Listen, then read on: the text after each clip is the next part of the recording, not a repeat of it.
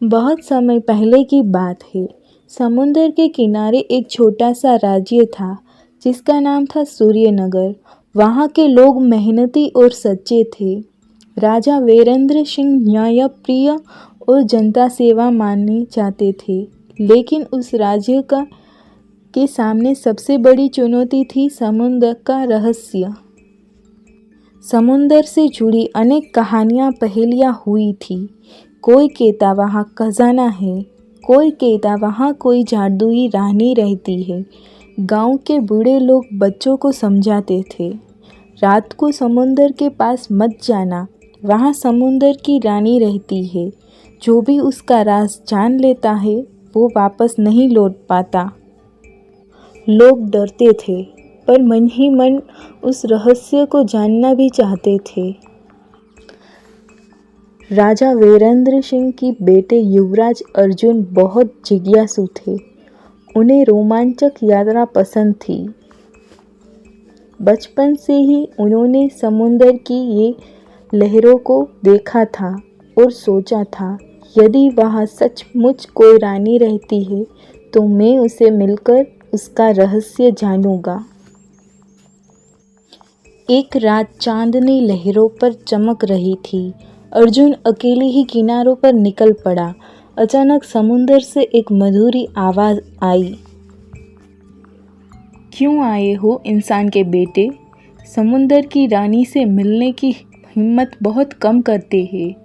अर्जुन ने देखा, पानी से एक अद्भुत अप्सरा स्त्री उभर रही है। आंखें मोती जैसी चमक रही थी, बाल भी खुले लंबे घने और मोती झिलमिला रहे थे। वही थी समुंदर की रानी मीनाक्षी। रानी बोली, अर्जुन, मैं ही हूँ इस समुंदर की रक्षक।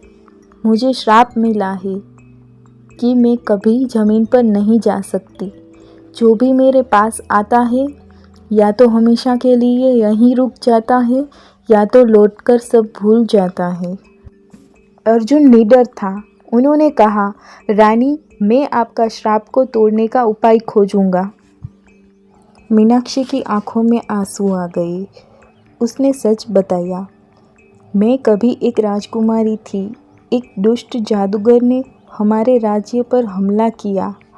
मैं अपनी प्रजा को बचाने के लिए समुंदर देवता से प्रार्थना की। उन्होंने प्रजा को तो बचाया पर मुझे इस समुंदर की रानी बनाकर यहाँ बंद कर दिया। अर्जुन ने पूछा, श्राप को कैसे तोड़ा जाएगा? मीनाक्षी बोली, 3 कठिन परीक्षा देनी होगी। समुंदर का मोती जो सबसे गहरा अंदर में छुपा है, अंधे की तलवार जो तूफान के बीच से निकलती होगी, सच की कसम जिसमें तुम्हें अपना स्वार्थ त्यागना होगा। अर्जुन ने प्रण किया कि चाहे कुछ भी हो वो ये परीक्षा ज़रूर पूरी करेगा। अर्जुन गहरे समुंदर में उतर गया। वहाँ अजीब मछलियाँ और चमकते हुए जीव थे। एक विशाल ऑक्टोपस ने उसे पकड़ लिया। ऑक्टोपस मोती का रक्षक था। अर्जुन ने तलवार से लड़ाई नहीं की। उसने देखा कि ऑक्टोपस के पंजों में कांटे घुस गए हैं। अर्जुन ने देर से कांटे निकाल दिए। थैंक यू के रूप में ऑक्टोपस ने मोती उसे दे दिए। दूसरी परीक्षा और भी कठिन थी। समुंदर में तूफान मचा, बिजली चमक रही थी, लहरों की ऊंचाई पहाड़ों जैसी हो गई।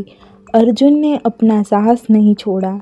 जैसे ही बिजली मस्तूल पर गिरने वाली थी, उसी पल बिजली से एक अंधे की तलवार प्रकट हुई। तीसरी परीक्षा सबसे कठिन थी। अर्जुन को विकल्प दिया गया, अगर तुम मीनाक्षी को श्राप से मुक्त कराना चाहते हो तो तुम्हें अपना राज्य को त्यागना पड़ेगा। सूर्यनगर खतरे में आ सकता है। अर्जुन ने गहरी सांस ली और बोला, मैं अपने राज्य को खतरे में नहीं डाल सकता, पर अगर मेरी निष्कामना भाव काम आ सकती है तो रानी को मुक्त कर दीजिए। समुंदर देवता प्रकट हुए और बोले, युवराज, तुम्हारी सत्य व्रतता और निष्काम भावना से मैं प्रसन्न हूँ। श्राप अब समाप्त हुआ।